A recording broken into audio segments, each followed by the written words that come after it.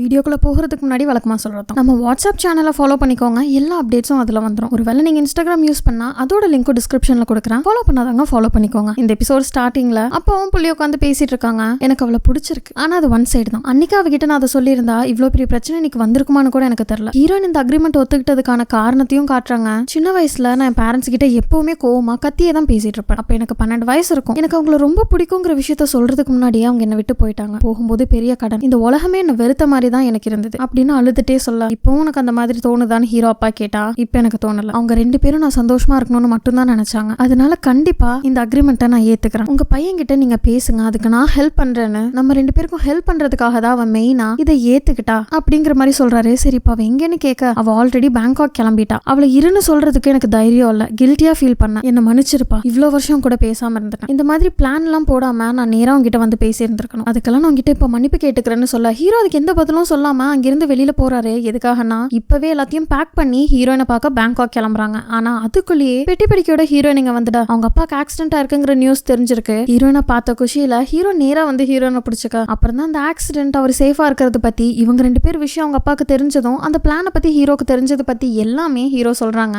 உனக்கு பேசணும்னா ஆஃபீஸ் ரூம்ல தான் இருக்காரு, போய் பேசிட்டு வான்னு ஹீரோ சொல்ல, நீ எங்கேயும் போயிடாத, எனக்கா இங்கே வெயிட் பண்ண, நான் பேசிட்டு வரேன்னு ஹீரோயின் ரூம்குள்ள போக, ஹீரோயின் மன்னிப்பு கேட்கறதுக்கு முன்னாடி அவரு முந்திக்கிட்டு மன்னிப்பு கேட்கிறாரு. எல்லா தப்பும் என்னோடது தான், இதெல்லாம் முன்னாடியே தெரிஞ்சிருந்தா நான் இந்த மாதிரி பண்ணிருக்க மாட்டேன் அப்படின்னு சொல்ல, நீங்க ஏன் மன்னிப்பு கேட்கறீங்க, நான் தான் செல்ஃபிஷா இருந்துட்டேன். ஹீரோ எனக்கு முன்னாடியே தெரிஞ்சிருந்தோம் செல்ஃபிஷா என்னை பத்தி மட்டும் யோசிச்சு நான் உங்ககிட்ட அதெல்லாம் சொல்லாம மறைச்சிட்டேன், என்ன மன்னிச்சிருங்கன்னு பேசிட்டு வெளியில வந்தா ஹீரோனுக்காக ஹீரோ அங்கேயே உட்காந்துருக்காரு. அவங்க 2 பேரும் ஒன்னா உட்காந்து பேசும்போது தான் ஹீரோயின் மேல ஹீரோக்கு எந்த கோவமும் இல்ல. சொல்ல போனா ஹீரோயினால தான் இத்தனை வருஷம் கழிச்சு அவங்க அப்பா கிட்ட பேசி இருக்கிறதுக்கு ஹீரோ சந்தோஷப்படுறாருங்கிற விஷயமே தெரிய வருது. ஹீரோயினும் உங்க அப்பா என்ன இங்கேயே ஒர்க்கை கண்டினியூ பண்ண சொல்றாரு, ஆனா எனக்கு தான் என்ன பண்றதுன்னு தெரியல, யோசிக்கணும்னு சொல்ல, யோசிக்கணுமா, சம்பளம் பத்தலையா, இல்ல வேற ஏதாவது வேலை வேணுமா, நான் இப்பவே அவர்கிட்ட போய் பேசுறேன் அப்படின்னு வேகமா எழுந்திருக்கிறாரு. ஆனா என்னதான் இருந்தாலும் அது ஹீரோனோட முடிவை அவங்க தான் எடுக்கணும். உனக்கு நான் இங்கேயே இருக்கணும்னு நினைக்கிறியான்னு ஹீரோயின் கேட்க, உனக்கு பண்றதுக்கு வேற வேலை எதுவும் இல்லைன்னா நீங்க இருக்கலாம், நான் எதுவும் சொல்ல மாட்டேன். ஹீரோக்கு ஹீரோயின் இங்கே தான் இருக்கணும், ஆனா அது எப்படி நேரடியா சொல்றதுன்னு தெரியாம அப்படி இப்படின்னு மொழிப்பிட்டு இருக்காரு. கட் பண்ணா அவரோட வீட்டுல ஒரு வழியா இத்தனை வருஷத்துக்கு அப்புறம் அப்பா கூட பேசிட்டேன்னு தென் பயங்கரமா செலிப்ரேட் பண்ணிட்டு இருக்கா. இப்போ அவங்க 2 பேரும் கல்யாணம் பண்ணிக்க போறது இல்ல. அப்போ நான் போய் என்னோட லவ் அவகிட்ட சொன்னா அவ கண்டிப்பா ஏத்துப்பால, கண்டிப்பா நீ போய் சொல்லு அப்படின்னு பேசிட்டு இருக்கும்போது அந்த இடத்துக்கு வேலைக்கார பையன் வரான். ஹீரோயின் ஹீரோ இடையில இருக்கிறது பத்தி அவனுக்கு எதுவுமே தெரியாது. அப்புறம் தான் ஆரம்பத்துல ஒரு பொண்ணு நான் தேடிட்டு இருந்தேன்ல, அது வேற யாரும் இல்ல ஹீரோயின் தான் சொல்ல, அவன் நம்பவே இல்ல.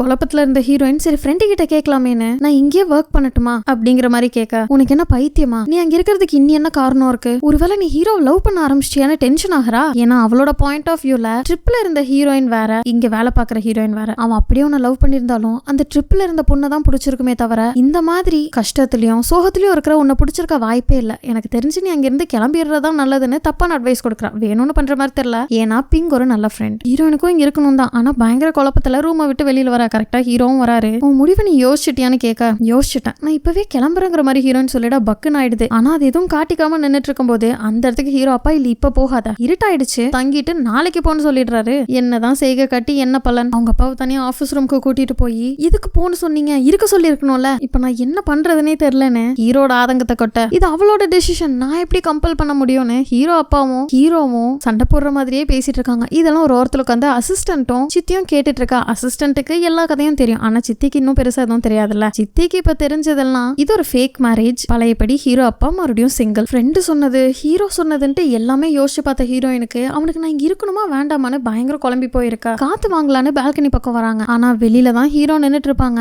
ஹீரோயின் கண்ணுல படாம மறைஞ்சிட்டு, போயிடாத நீ இங்கே இருக்கணும்னு தான் ஆசைப்படுறேன்னு மனசுல சொல்லி என்ன பிரயோஜனம். கட் பண்ணா அடுத்த நாள் பொட்டி படிக்கலாம் ரெடி பண்ணி ஹீரோயின் கிளம்ப ரெடியா இருக்கும்போது ஹீரோ இன்ஸ்டாகிராம்ல அக்செப்ட் பண்ணாம இருந்த ஃப்ரெண்ட் ரெக்வெஸ்ட்டை அக்செப்ட் பண்ணிட அவரோட போட்டோஸ் எல்லாம் பார்த்துட்டு இருக்காங்க. ஃபன்னியா இருக்கு. ஹீரோட வீட்டுல அந்த இடத்துக்கே அவங்க அப்பா வந்து, என்னதான் பிளான், அவளை எப்படி இருக்க வைக்க போற, பேசாம நான் ஒரு பிளான் சொல்றேன், பொண்ணுங்க கிட்ட எப்படி பேசணும்னு எனக்கு தெரியும் அப்படின்னு பழைய காலத்து எம்ஜிஆர் கதையெல்லாம் சொல்லிட்டு இருக்காரு. மரத்தை சுத்தி ஓடணுமா, டியூட் பாடணுமா, கடைசியில கிஸ் பண்ணணுமா அப்படின்னு சொல்ல, கிஸ் பண்ணா போலீஸ் பிடிச்சிட்டு போயிடும், இதெல்லாம் ஒர்க் அவுட்டே ஆகாது அப்படின்னு இவங்க ஒரு பக்கம் பேசிட்டு இருக்கா. வீட்டுல சித்தி அசிஸ்டன்ட் ஹீரோயின் பேசிட்டு இருக்காங்க. இப்பதான் சித்திக்கு முழுசா எல்லாம் தெரிய வருது. சரி நான் போயிட்டு வரேன்னு ஹீரோயின் கிளம்பும் போது சித்தி அசிஸ்டன்ட் கிட்ட, ஹீரோ அப்பா கிட்ட நானே போய் ப்ரப்போஸ் பண்ணட்டுமா, பொண்ணுங்க ப்ரப்போஸ் பண்ணா தப்பா இடாதான்னு கேட்க, அங்கிள் சைடு கதையை கேட்டாச்சு, இப்ப ஆன்டி சைடு கதையை கேட்கலாமா, பொண்ணுங்களே ப்ரப்போஸ் பண்ணா எந்த தப்பும் இல்ல, பழைய காலத்துல இருந்து எல்லா பொண்ணுங்களும் ப்ரப்போஸ் பண்ணுவாங்கன்னு அவங்க ஒரு கதையை சொல்லிட்டு இருக்காங்க. இதெல்லாம் ஹீரோயின் காதுலயும் விழுகுது. ஹீரோ கிளம்புறதுக்கு முன்னாடி ஹீரோ அப்பா கிட்ட சொல்லிட்டு போகலான்னு கால் பண்ணா ரீச்சே ஆக மாட்டேங்குது. அப்பதான் ஹீரோ கிட்ட இருந்து ஒரு மெசேஜ், ஹீரோயினை பார்க்கணும்னு கூப்பிட்டுருப்பாங்க.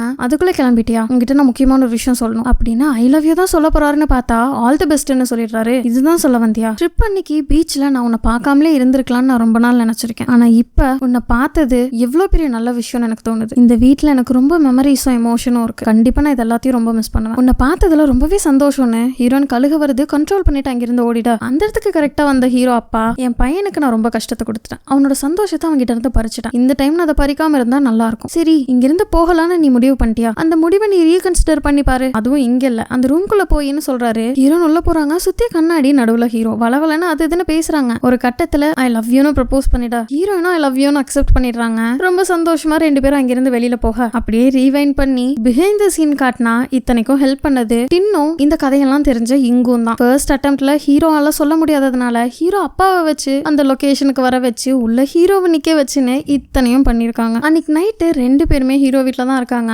அபிஷியலா நம்ம கப்பிள்ஸ் ஆயிட்டோம்ல அப்படின்னு பேசிட்டு இருக்கும்போது டப்புன்னு ஹீரோயின் கணத்துல கிஸ் பண்ணிடா விடுவாரா ஹீரோ. அவரு ஒரு கிஸ்ஸ போட்டுட்டா கொஞ்ச நேரத்திலே ஹீரோயின் அவங்க ரூமுக்கு போயிடுறாங்க. நைட்டு ஃபுல்லா யோசிச்சு ஹீரோவும் அடுத்த நாள் மீட் பண்ணும்போது நம்ம இதை கொஞ்சம் ஸ்லோ அண்ட் ஸ்டெடியா எடுத்துட்டு போலாமா, அப்பதான் நம்மளை பத்தி இன்னும் நல்லா தெரிஞ்சுக்க முடியும், இன்னும் ஸ்ட்ராங்கா இருக்கும்னு ரெண்டு பேரும் மியூச்சுவலா முடிவு பண்ணி பிரேக்கப் பண்றாங்க. என்னடா நேத்து ப்ரப்போஸ் பண்ணி இன்னைக்கு பிரேக்கப்பான்னு யோசிக்க வேணாம், ரெண்டு பேரும் மியூச்சுவலா ரொம்ப சந்தோஷத்தோட தான் பிரேக்கப் பண்றாங்க. என்னதான் பிரேக்கப் பண்ணாலும் இவங்க ரெண்டு பேரும் அஃபிஷியலா டேட் பண்ணல, ஆனா ஒருத்தர் லவ் பண்ணிட்டு தான் இருக்காங்க. ஹீரோன் அங்க இருந்து கிளம்பிடா. கொஞ்ச நேரத்துல இங்க வரா. பேசின மாதிரி எனக்கு நெக்லஸ் வேணும் டின் கிட்ட கேட்டா, நீ ஹீரோ கிட்ட கேட்டுக்கோ அப்படின்னு டின் கையை வரிச்சுடா. ஹீரோக்கு கோவம் வருது, உனக்கு வேணும்னா அதே மாதிரி வேற ஒண்ணு செஞ்சுக்க வேண்டியதானே அப்படின்னு என்ன சொன்னாலும் அவ கேட்கற மாதிரி இல்ல. சரி அதே நெக்லஸ் மாதிரி என்கிட்ட வேற ஒண்ணு இருக்கு, ஆனா அது கிடையாது, போட்டோஸ்லாம் அனுப்பி விடுறேன்னு ஒரு மியூச்சுவல் அண்டர்ஸ்டாண்டிங் வந்த மாதிரி இருக்கு. பிங்குக்கும் இங்க லவ் பண்ற செய்தி எல்லாம் போய் ஊர்ல இருந்து ஹீரோயினை பார்க்கவே இங்க வந்துட்டா. வந்தது மட்டும் இல்லாம ஹீரோ கிட்ட போய் நான் எப்போ உன்னை வாட்ச் பண்ணிட்டு தான் இருப்பேன், கரெக்டா நடந்துக்கோ அப்படின்னு ஒரு நல்ல ஃப்ரெண்டா மாட்டிட்டு இருக்கா. ஹீரோயின் ரெண்டு பேரும் இப்போ ஒரு டேட்டுக்கு போறாங்க. ஒரு சூப்பரான ஃபுட் ஸ்ட்ரீட்டுக்கு போய் ஏகப்பட்ட விஷயத்த சாப்பிட்டுட்டோம், போட்டோ எடுத்துட்டோம்னு ஜாலியா ஒரு கப்பல் மாதிரி சுத்திட்டு இருக்கா. சடனா ஹீரோயின் சோகமானதை கவனிச்ச ஹீரோ, என்னன்னு கேட்ட மேல் தான் தெரிய வருது, நான் இப்பெல்லாம் சந்தோஷமா இருக்கணும், அப்பெல்லாம் கண்டிப்பா நான் சோகமாயிடுவேன், ஏதாவது மோசமான விஷயம் நடந்துரும், அதனால நான் சந்தோஷமா இருக்கிறதுக்கே பயப்படுறேன். சரி அதெல்லாம் ஒண்ணும் இல்ல விடு, நம்ம கிளம்பலான்னு ஹீரோயின் கொஞ்சம் தூரம் போன மேல் ஹீரோயினை கூப்பிட்டு, என் கிட்ட வராத, சொல்றதுக்கு எனக்கு வெக்கமா இருக்கு, நீ தூரத்துல இருந்தே கேளு, உன் சந்தோஷத்துக்கு இனிமேல் நான் தான் கேரண்டி, எந்த கஷ்டமோ என்ன தாண்டி தான் உன்ன வரும், என்னதான் நம்ம அஃபிஷியலா டேட் பண்ணலனாலும் அந்த பாய் ஃப்ரெண்டுங்கிற கேண்டிடேட் நான் தான், உன்னை எப்பவும் சந்தோஷமா வச்சுப்பேன்னு கத்தி சொல்ல ஹீரோனும் சிரிச்சுட்டே அதெல்லாம் சரிதான், ஆனா ஃபர்ஸ்ட் கேண்டிடேட் ஒன்னும் நீ இல்ல, நீ 4th தான் அப்படின்னு நக்கலா சொல்றாங்க. இப்படியே ஹாப்பியா இந்த எபிசோடும் முடியுது. பாய்.